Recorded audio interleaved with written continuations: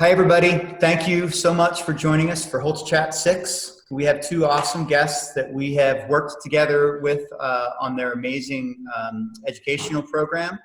And also we've worked with Drew on a couple building projects through HolzChat. We have Erin Loch. Erin is an environmental science teacher at Upper Dublin High School. She has crafted an initiative to teach students about sustainable design through the lens of the Living Building Challenge in a project-based learning model and in collaboration with real-world professionals from the green building community. Together, they are creating a replicable learning model that includes students, volunteers, educators, and community members. Through this initiative, our students have fallen in love with learning and nature and have been inspired to a call to action for sustainability. Drew Lavine, as a principal at Revision Architects, Drew leads the firm's architecture studio in the design of deep green projects, including Net Zero Energy, Living Building Challenge, and Passive House.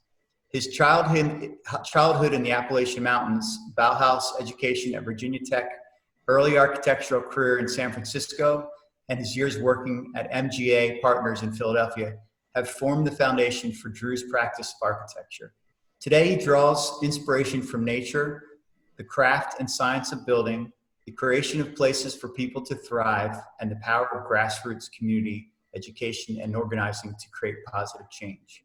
A passionate leader in the Philadelphia green building community, Drew is focused on our common future through the lens of holistic design, thinking, and practice.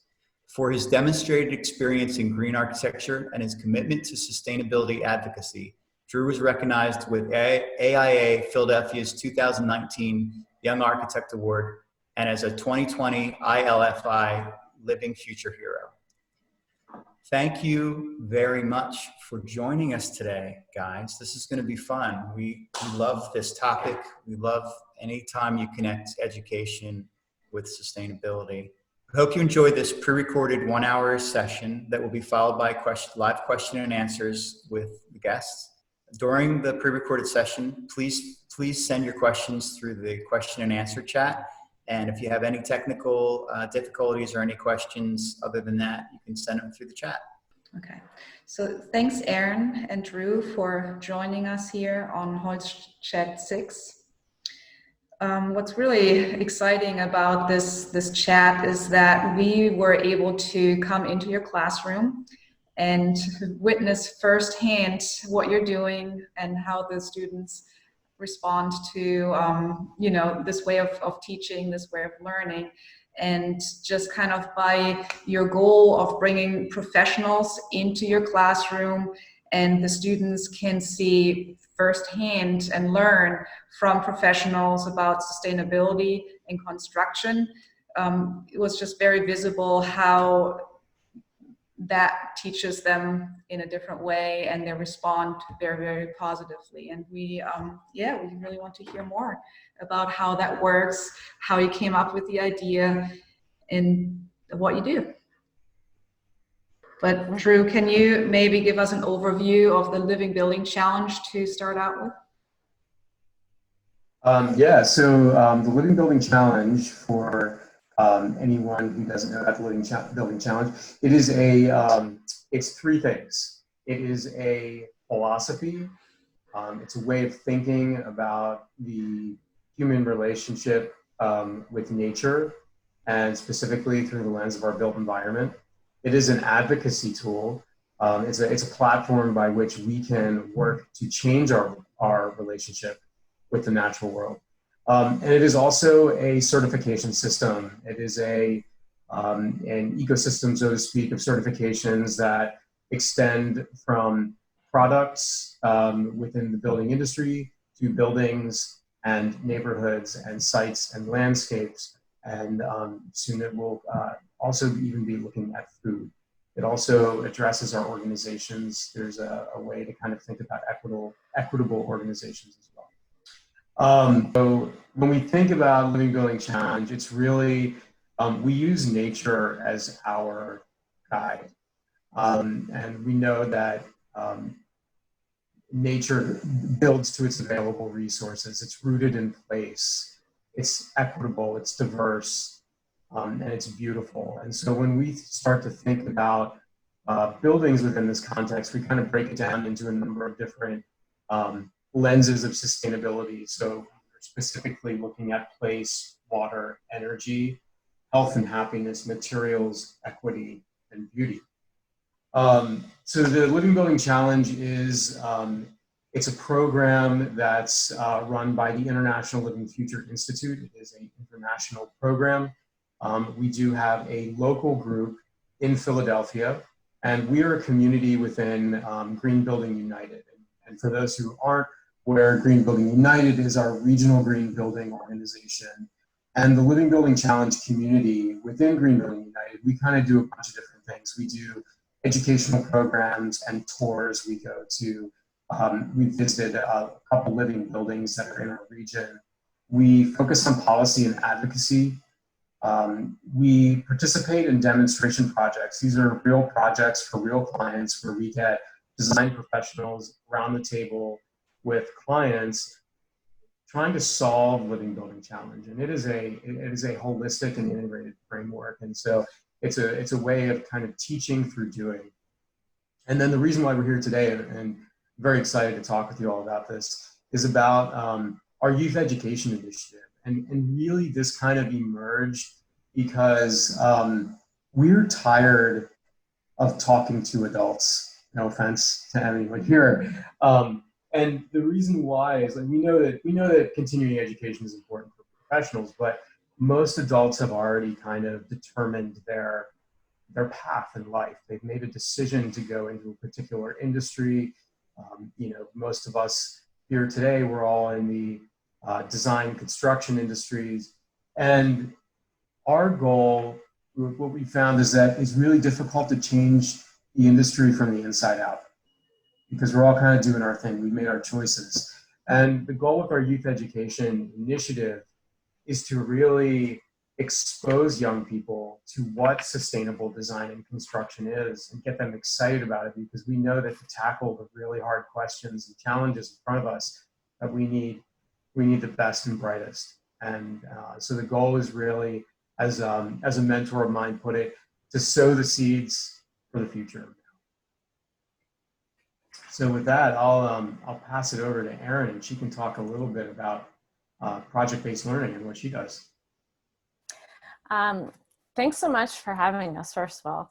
But I love talking about PBL. It might go longer than an hour if you let me just talk about PBL. But PBL is project or problem-based learning.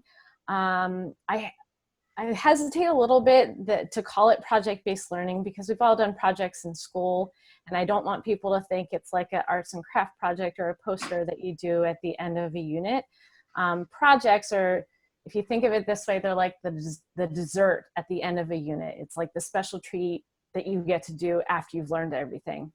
And what's great about project-based learning is the project is the main course. It is the unit. So students are learning through the project. And this little word cloud here is actually created by students when we just ask them, what does project-based learning look like or feel like to you? These are all the words that they come up with. And you can see it's really student-driven. So in PBL, we ask students authentic questions, and they have to try to solve problems or solve that question through research, through exploration. In this case, by talking to professionals. It almost always has a community aspect, which is really important. And all of this drives a deeper learning with the students at the wheel. And that's really important. So there's really nothing wrong with traditional education. There's a lot that can be taken from that. But I kind of look at it this way, where in traditional education, I would be driving the car and the students are the passengers in the back. They might shout out some directions sometimes. I might listen, I might not. And we're still getting to a destination. But in project-based learning, they're driving the car. I'm sitting in the passenger seat, close enough to steer us back on track when needed. But really, they're the ones who are driving the learning. And in both scenarios, we get to a destination, but like we all know, the journey is where the growth really happens. And so that's where the deeper learning happens about not only the content, but about ourselves. And that's, to me, is so important in education. That's amazing. I love that. So how did you kind of meet up? I mean, it's amazing, you know, Drew, your perspective, and then Erin, and then it just makes so much sense to combine that to really come up with this kind of learning and curriculum. But how did it happen?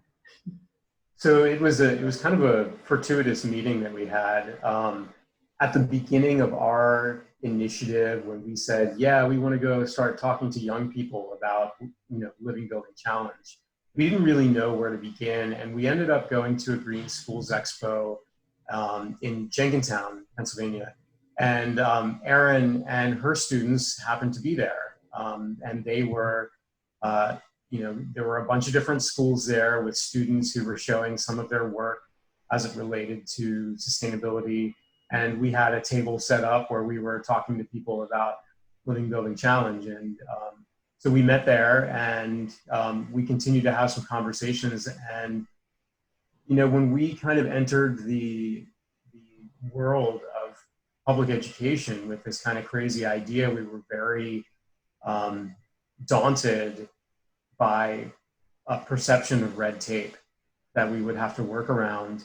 And one of the things that became very clear to us as we got to know Erin is that really what's more important than understanding the red tape is to have a champion. And, you know, we were very fortunate to meet Erin because she was a champion for you know, for green building education in the classroom. And that's kind of, you know, where things kind of took off. So Erin. Oh, I'm sorry, Ilka. I had to ask this. When you went to that, were you thinking that you were interested in green building, or you knew that it was some type of environmental studies inspiration that you were looking for? We actually went because I had a couple students exhibiting projects that they had done or completed that year. And I guess this exposition involved professionals, but it also involved students who are exhibiting and schools showing what they were doing to help support sustainability. So really, I wasn't going with any agenda at all, except giving a platform to my students to share some things that they had done. And I couldn't have gotten luckier getting to run into Drew and Nina, because it's exactly what I had been looking for. I do project-based learning in all of my classes and have for the last 12 years, but I love it so much. I really wanted a whole year course designed around a big project. And I don't think that I would have gotten it approved by my district or my admin if I wasn't able to make it so robust with the support of Green Building United coming in to volunteer and work with the students. That's really what took it to the next level and what allowed, I think, my district to take the risk and see where it went. I think that the kind of beta test for this is that Erin had, you know, even when we first met her, she'd been doing a multi-week mini PBL, as she calls it, every spring that was kind of like the culminating project for her environmental science classes, where they did a green building challenge. And so we said, well, why don't we try, you know, and the backstory here is that Upper Dublin High School is a LEED Gold school. And so, like, you know, LEED was the example that was in front of the kids. They were in a LEED building every day. And so we just said, well, why don't we try this green building challenge this year to build it around Living Building Challenge as opposed to LEED. And so this was kind of like a low risk thing where it was a few weeks of work. You know, for the students, we came in and did an introduction and then did some workshopping with the students. And I think that what we all found was they had such a really positive, wonderful response to Living Building Challenge in a way that they never had with LEED.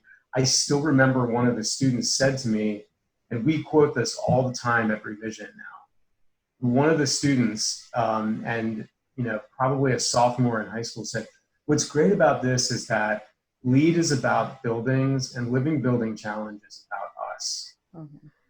And that's something that really has stuck with us.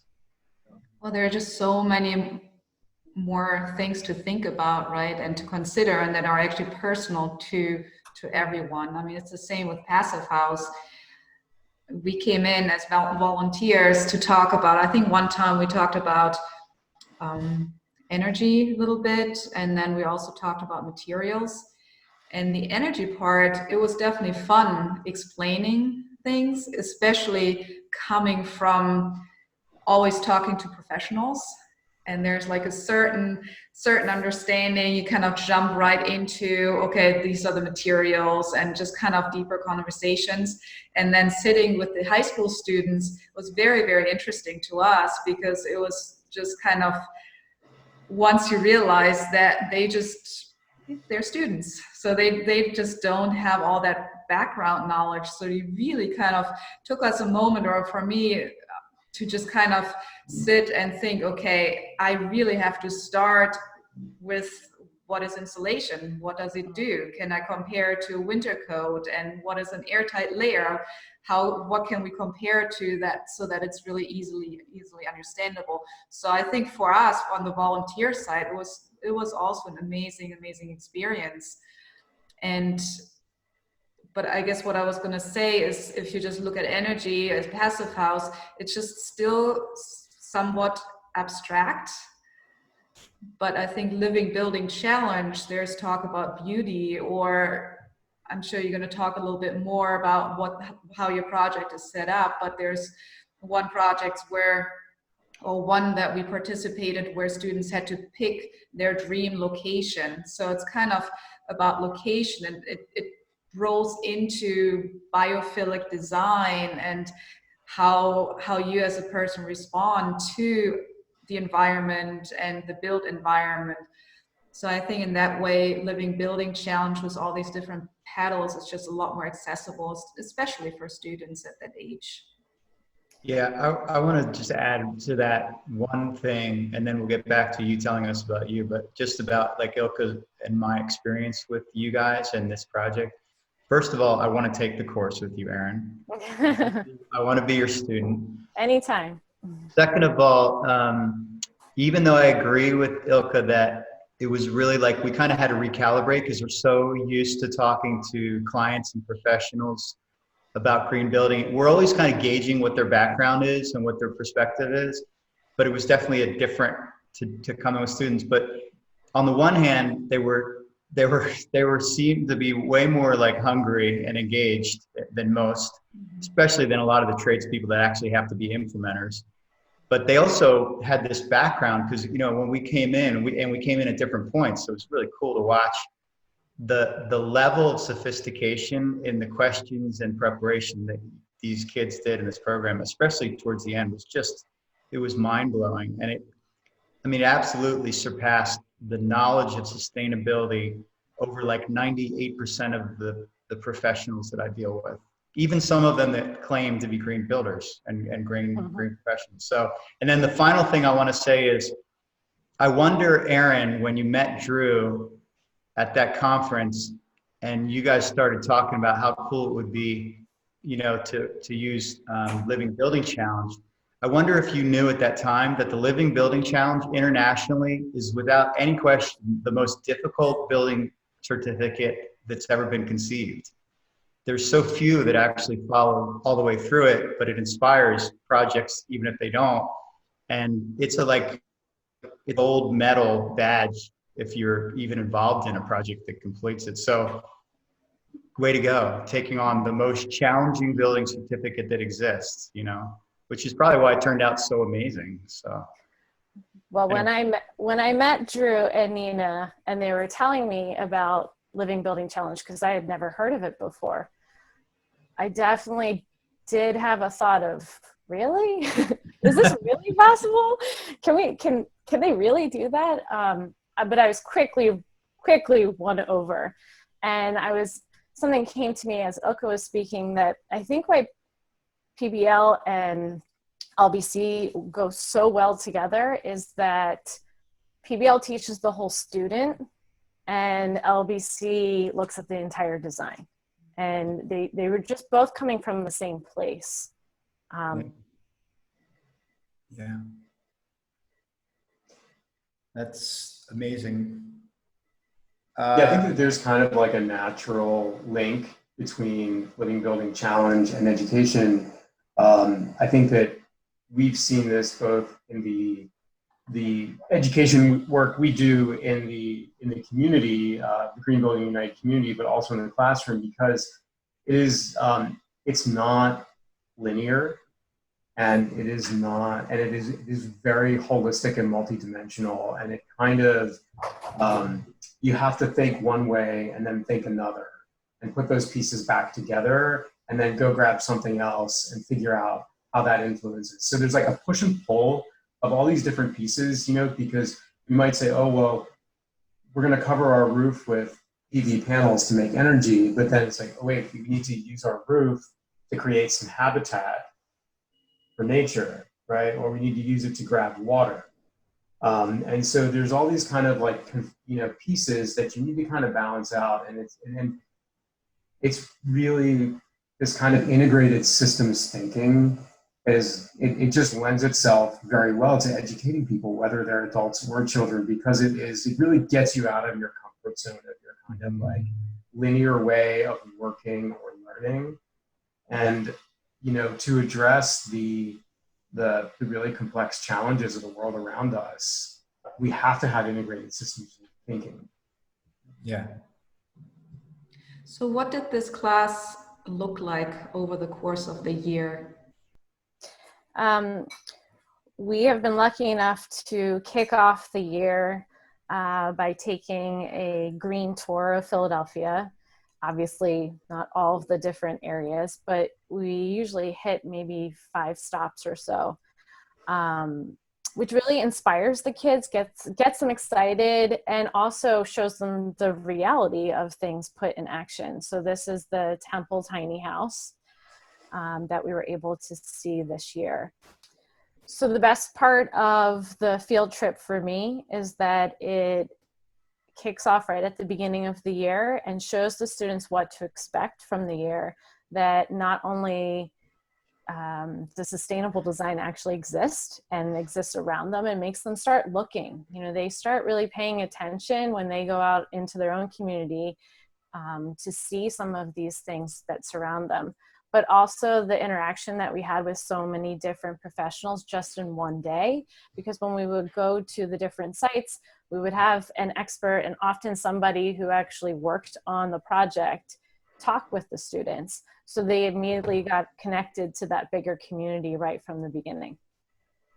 Yeah, we got to see some really cool things with the students. The Temple Tiny House is the first Living Building Challenge certified project in Philadelphia. It got a pedal certification, not full Living Building Challenge, pedal certification. And we got to, this was a student design build project. And so we got to hear from Bob Schumann, who's the faculty member at Temple who led the project. And some of the other amazing things that we saw with the students, you know, we went to see really intense rainwater harvesting systems at Friends Center and got to hear from their operations and maintenance people. We went up to Sierra Green to hear Ruth Meadow talk about creating natural habitat 10 stories in the air. And you know, we went to the Discovery Center and got to hear all about the reclamation by nature of a reservoir in the city. So those are just a few of the places we went, but it really exposed the students to professionals talking about both the operations of buildings, the design of it, and they got to see some really cool architecture at the same time, and landscape architecture. It just kind of broadened, you know, the idea of what design is and what ecological design is. Did they engage at all with any of the Temple students, or did you kind of did they get exposure to what, like, you know, some education opportunities at higher ed? That, yes. You know, yeah, it's a great question. We've engaged at this point with both Jefferson and Temple. We got a really good relationship with both of those universities with Green Building United, and we've got some really strong ties there. And the way that we have been doing this with the 2 years that we've done the program, we've done the students' midterm presentation at Jefferson University with the Masters of Sustainable Design program, and it's kind of like an integrated charrette with the high school students, the Sustainable Design grad students, as well as volunteers from the Green Building United community. And that's a really awesome event. It's so much fun to see everybody learning from everyone, you know, at high school, college, and professional level in kind of an integrated fashion. And then we've been doing the final presentation, so to speak, at Temple University. What then was, Erin, what was kind of the next step then, you know, after the tour of the mini house, the tiny house? So Drew, if you'll go to the next slide, we kind of just go through what the year looks like a little bit here. Mm-hmm. So the field trip really allowed for the beginning of inspiration. And then Drew would came out and did some visioning with the students, which was really awesome for them, because again, it put them in the driver's seat. You know, the questions that he was asking them were, what do they want to see? What do they want to get out of this? What do they hope people talk about when the project is over? And this kicked it off for them so that they could turn it around and start visioning with the stakeholders that they identified to. So we started with a visioning process, and then they identified stakeholders and went out to speak with different stakeholders. And I think we have a couple of photos of them working with some stakeholders. So really our stakeholders were pretty broad because the Robbins Park design is what we worked on 2 years ago. And this is an environmental learning lab at an environmental education center. The building that is there right now just can't support the amount of students that come in. It can't support the type of labs and science that we'd really like to do. So we were looking to redesign and create a new learning lab at Robbins Park. Robbins Park is a unique situation because it's owned by both the township, and the inside of the building is owned by the school district. It's an interesting partnership, but it's been around for a long time. And pretty much if you grew up in Upper Dublin, going to the schools there, you have a special place in your heart for Robbins Park because you spent a lot of time there throughout the years. So you can see on the left, the students were talking with elementary school students because those are the ones who spend a lot of time at Robbins Park. So it's really important to hear what they wanted to see and what they wanted to get out of it. But we also talked with community members at a number of different events. And then I think on the next slide, it might have, it's talking to the school board. So the students spoke with the school board. They had a stakeholder meeting at Robbins Park with community members. So with the adults in the community that may or may not use Robbins Park, and kind of got their input. And we had, like I said, we did a number of stakeholder meetings to kind of get the input from everybody who would be involved, including the school district, administration, and teachers, to hear what they really wanted to get out of this project. And I think just to kind of, underscore how powerful this is, when we talk about the journey to the destination and the journey being of such value, it was a real, such a meaningful and powerful moment for me to see kids stand up in front of a room of adults and teach them about what living building challenge is, to teach them about what biophilia is, or the reason why a native landscape matters, or health and happiness of people. It's just such a wonderful thing to see the passion in young people, and for them to kind of take it out and teach their parents about it and the decision makers in the world, because their voices are strong.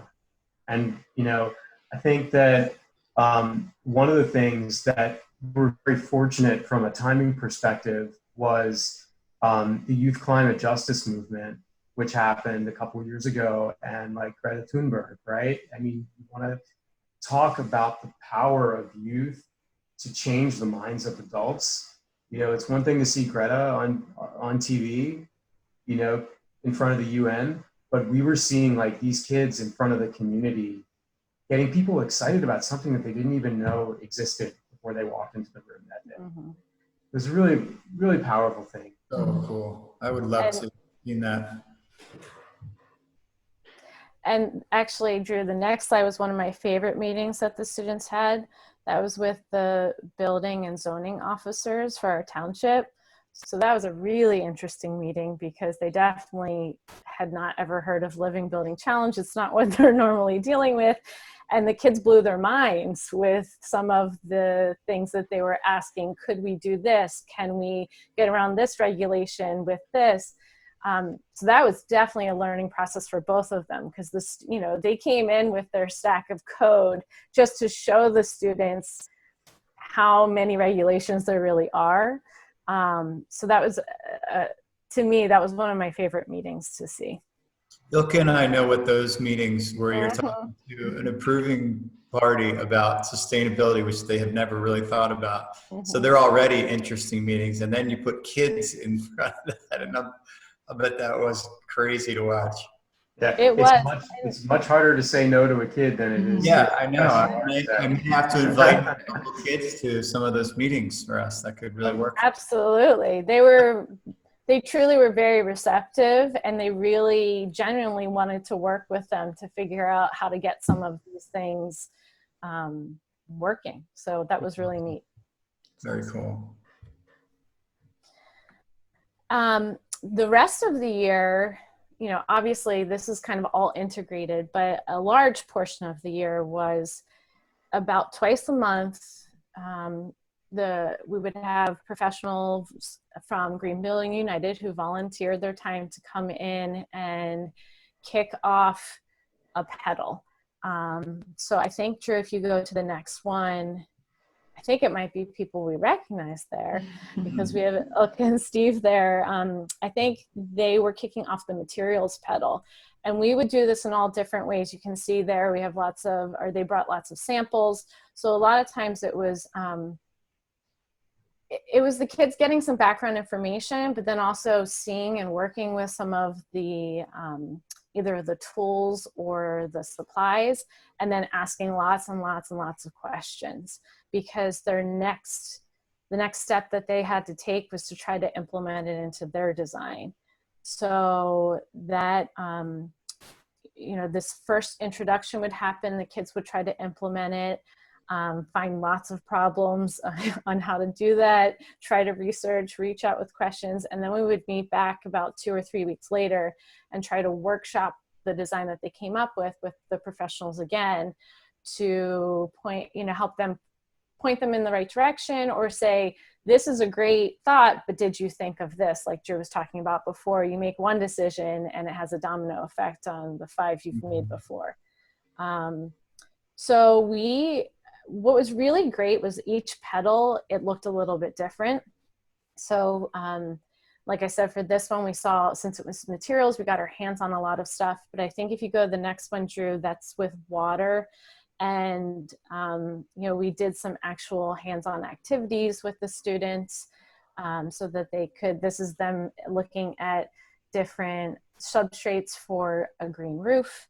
I think the next slide might be, so sometimes it was, you know, looking at digital models or having the professionals, you know, get in there and help draw with them or presenting.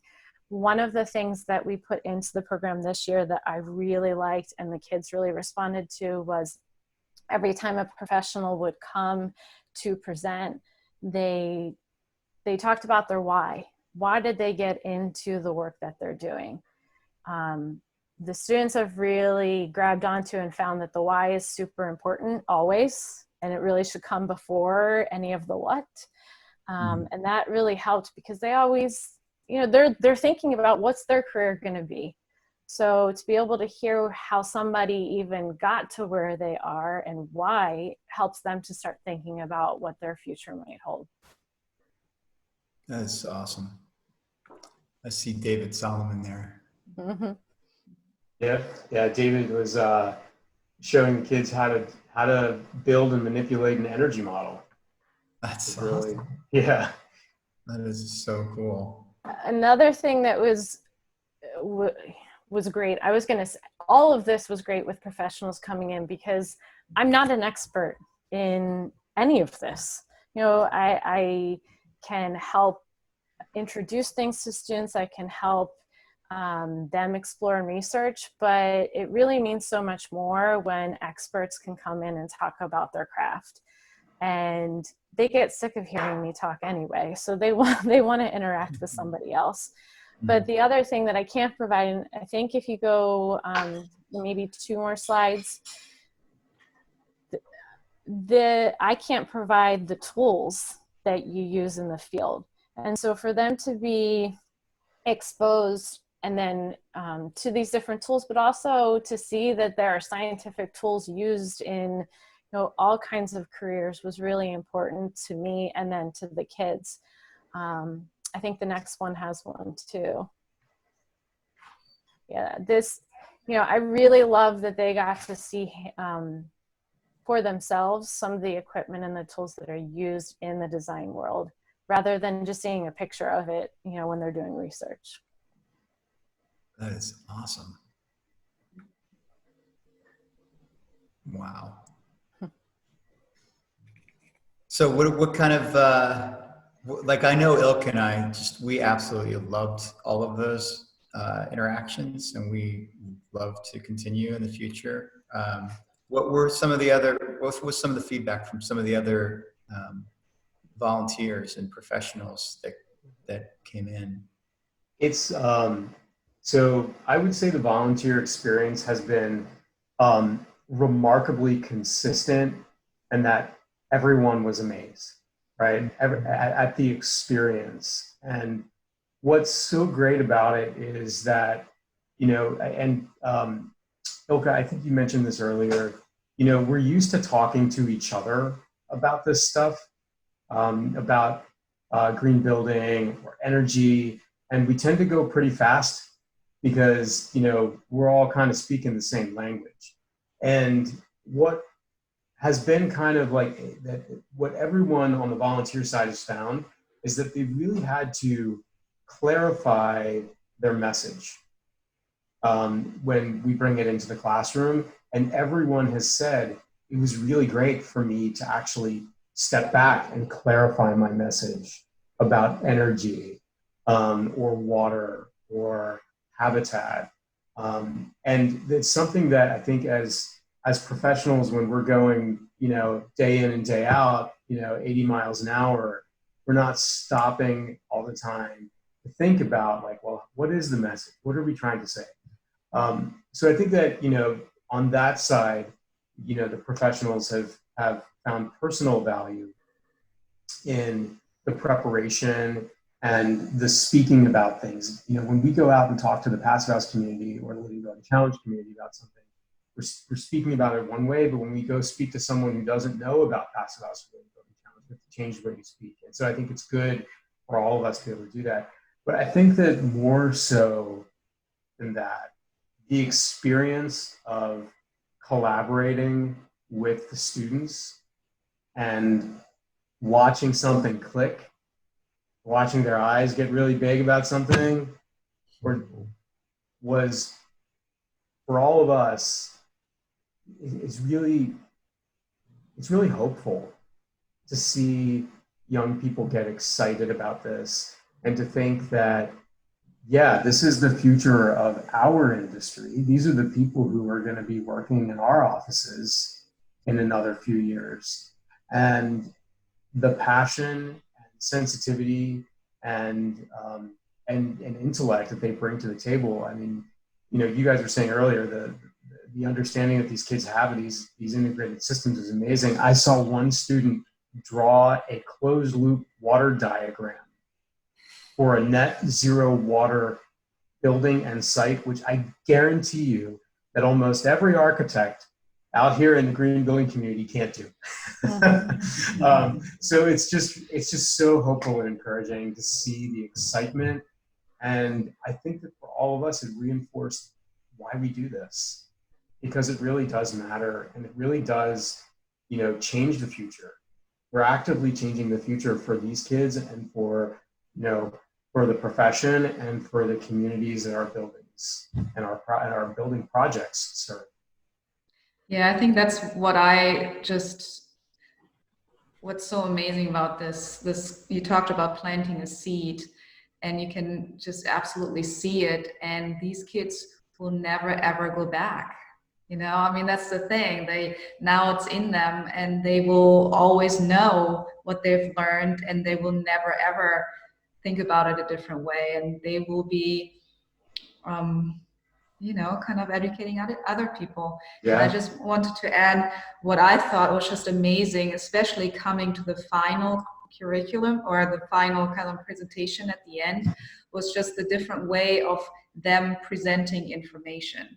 Because we are all kind of stuck in our generation, more or less. We know how we are taught to present things and how other professionals kind of bring information across, and they just totally did it differently, just because they're not caught up with all of these things. I was amazed that this one group of students set up this virtual reality little scenario where you kind of went in and you put on these glasses. I mean, I had never done that before. No architect had ever done that.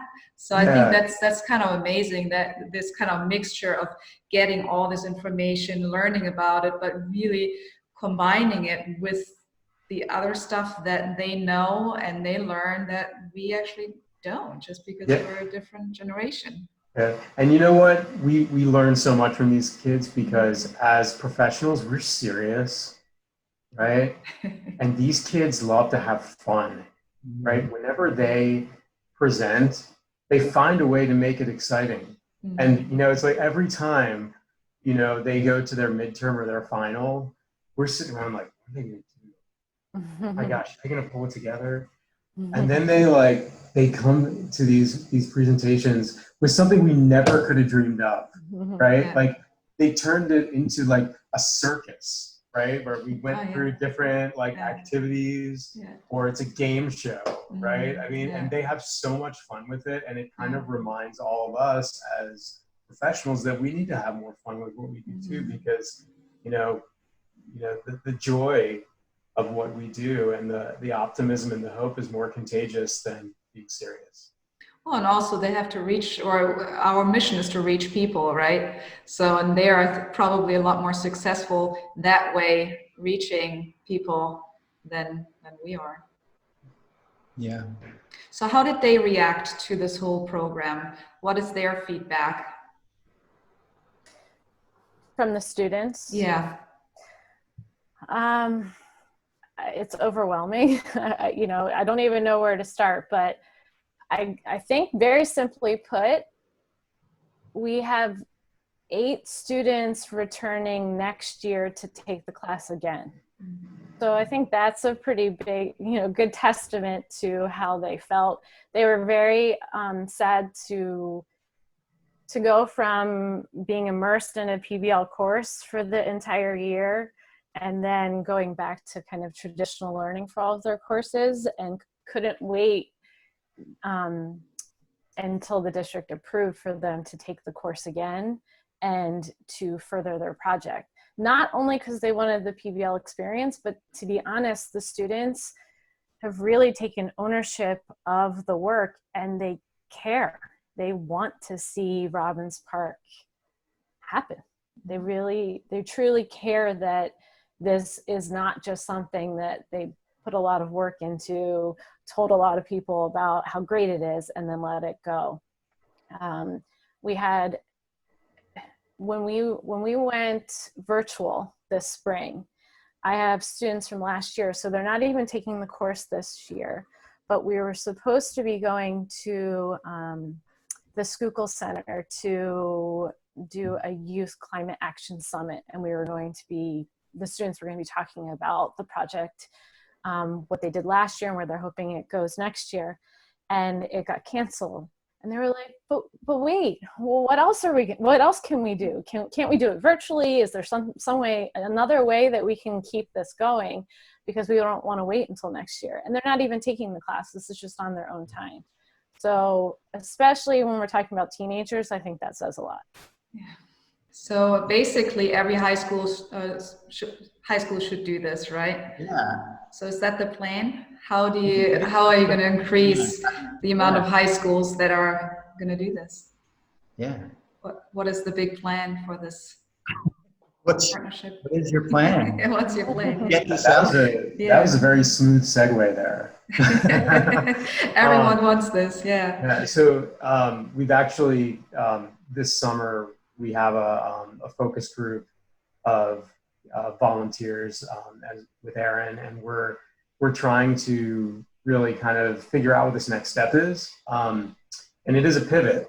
We've been very fortunate to work with Erin's PBL class for the last couple of years in this really exploratory way. It's been something that no one knew what to do, right? We did not have a plan going into this, but we figured it out, and we think we came up with a good plan for how to kind of get, volunteers engaged, how to engage them. And, Erin does so much work for this class. Every day we kind of drop in and descend on the class, but she's really keeping it going every day and every night with these kids, because there's a lot of like offline stuff that's happening. But what we've always had the intention of having this be something which is more broadly accessible, and in particular, something that we can bring to schools and in districts which have challenges with regard to education and with regard to resources. And so we're working on a pivot right now with the returning group of students, because they've already drunk the Living Building Challenge Kool-Aid. They have already drunk the PBL Kool-Aid. And so what we're trying to work on for that class as their PBL, their project, their problem for next year, is to really design a unit or an educational framework that we can bring to other schools. So, really kind of, stepping into the role of students teaching, right? Students teaching other students. And this is something where we need the student perspective, we need the educator perspective, we need the volunteer perspective. And we're trying to build a diverse group of stakeholders for this next kind of evolution in the project, to really provide the real world user perspective of this, because the goal here is to scale this. I mean, the goal is not to, as much as we all love working together, we know that the mission here is larger than just one school in one school district. Yeah. We're sort of dying to be involved in any way that you can. So please don't forget us, because we Absolutely. Yeah, and, I think that one of the key things here is that as you guys put it earlier, Living Building Challenge is hard, and it's supposed to be hard, right? That's why it's called a challenge. And similarly, what we're trying to do right now is hard, and it's going to be a challenge. It doesn't have answers laid out in front of us. There's no precedent. And we know that the only way that it's going to be successful is with collaboration. And it's, this is kind of like the most beautiful kind of collaboration too, because it's so interdisciplinary, right? Okay.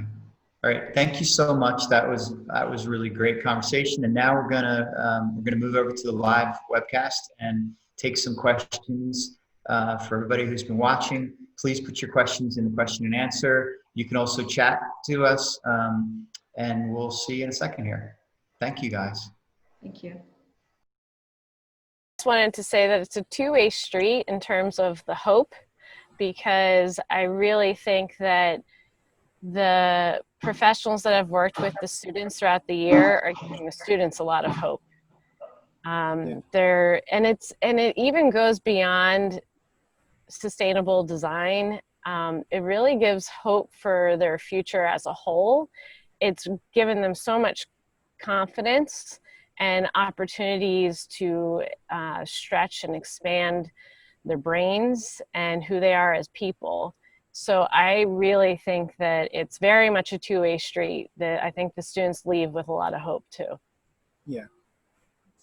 If I may add and echo what Erin just said, what I found most inspiring is that we're used to talking about the design community, and what I'm hoping that we will see as a product of this class is not just the design community getting better, but the owners, the people who make the decisions. Absolutely. And if they have a consciousness of what could be, what good really is, I think we'll all be better off.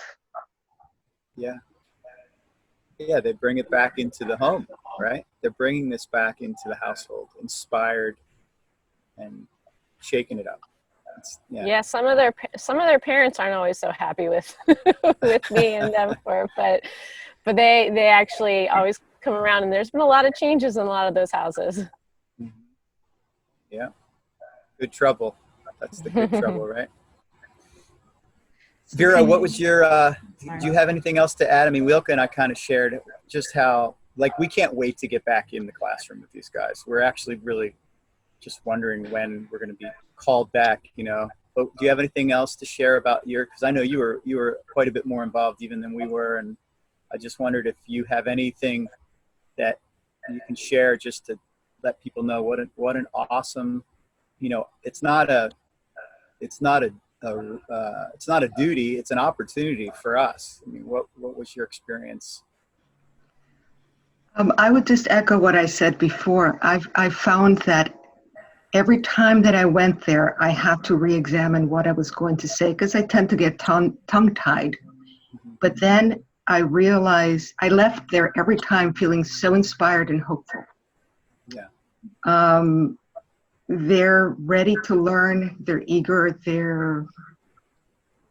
It was joyful and amazing to be able to witness how these kids learned and transformed. And like you said before, they were able to explain the petals or anything about green building from such an innocent, if you will, point of view that we no longer have in the industry. Yeah. We're used to preaching to each other. So I thought it was a great experience. And I want to reiterate, I'm extremely grateful to Drew and Nina and Erin and people who got this ball rolling, because it's a great, great endeavor. Thank you, Vera. I see Jason. Do you want to unmute? I see you have a comment or a question. I would love to hear from Jason. There's Jason. Can you hear me? Yes. Yeah. Hey, Jason. Okay. Hi, everybody. You can't see me, but I can see you. I wanted to add on to, I think it was Drew's comment or maybe Erin's comment about the students leaving the year inspired and hopeful. And I would add to that I think the opposite is also true, where Drew mentioned that our point in doing all this was to not talk to adults anymore, or have to explain less in a professional environment, because the next generation is going to get it better. And I have to say, we were all pretty blown away with the first year results and how inspired I think we were from the volunteer side, that it actually worked, and so quickly. Because I don't think we had any inkling that this would have happened within even a 5-year horizon, let alone a 2-year horizon. So it's uplifting, and I hope that it can continue at Upper Dublin and plant seeds in other districts as well. Well, I think if we don't have any other questions right now, maybe we'll wrap this up. But I do remember that when we did the pre-recorded, we talked about some other resources. So just so everyone knows, this will be available for replay. You can go to the HolzChat.com and go under HolzChat. You can also find it in YouTube, but it's basically YouTube replay. What we're going to try to do is somehow connect with that, either plug it in as an edit or connect it somehow. Any other resources that you, Drew and Erin, want to share, with people? What I know, they can go to Green Building United and they can connect with you that way. But if there's any other way that you think you want to share, and if you want to share access to see some of the work through their website, any of that, we can make sure we've got that set up. That'd be great. Of course. Thank you so much, guys. Thank you. And thank you. You're welcome. Thank You you. and Jason for stepping in, and we'll see you next time. Thank you. Thank you. Thank you. Thank you.